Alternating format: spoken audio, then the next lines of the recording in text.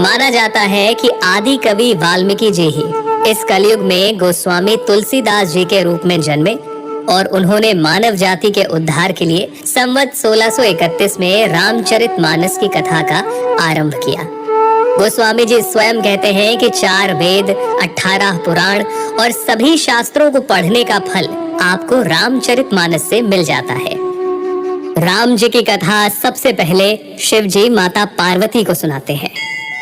रामचरितमानस के बालकांड में आपको बहुत सारी कथाएं मिल जाएंगी, जैसे सती माता का भ्रम और उनके द्वारा राम जी की परीक्षा, शिव जी द्वारा सती माता का त्यागा जाना, सती माता का दक्ष यज्ञ में जाना और पति के अपमान से दुखी होकर योगाग्नि से देह त्यागना, और फिर पार्वती जी का जन्म और शिव विवाह।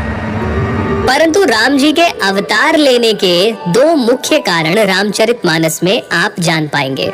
पहला, मनु और शत्रुपा का 10,000 वर्षों तक का कठिन तप, जहां वो प्रभु से कहते हैं कि हमें आप जैसा पुत्र प्राप्त हो, जिसके उत्तर में करुणा निधान भगवान कहते हैं, ऐसा ही हो हे राजन, मैं अपना सामान कहाँ जाकर खोजूं?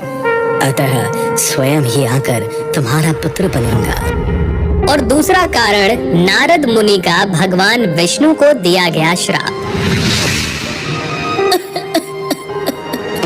तुमने मुझे ठगा है, अतः अपने किए का फल अवश्य पाओगे।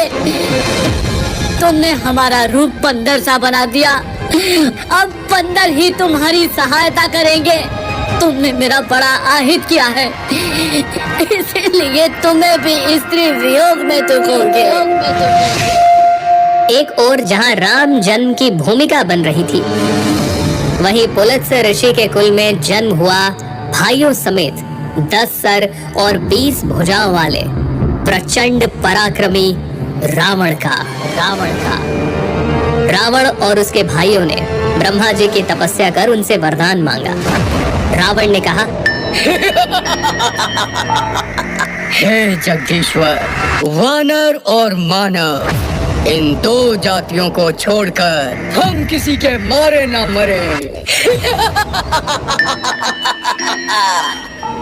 और कुंभकर्ण सरस्वती जी के प्रभाव के चलते इंद्रासन के स्थान पर निद्रासन का वर मांग बैठे, और विभीषण ने प्रभु चरणों में निष्काम प्रेम का वरदान मांगा। चलिए आगे बढ़ते हैं और आते हैं राजा दशरथ पर, जिन्हें ग्लानि थी कि उन्हें कोई पुत्र नहीं था।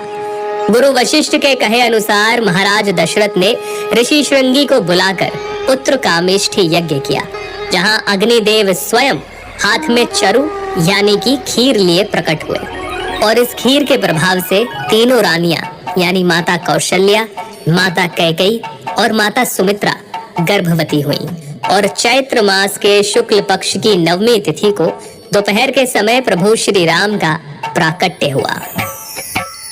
9वीं तिथि मधुमास पुनीता,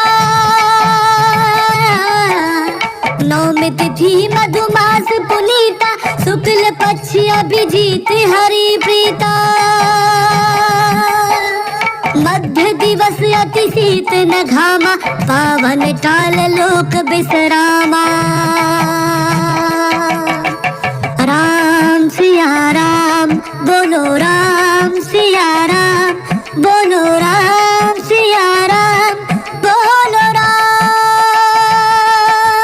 इसके आगे क्या क्या हुआ, प्रभु ने क्या क्या लीलाएं की, हम आपको जरूर बताएंगे, लेकिन उसके लिए सुनते रहिए।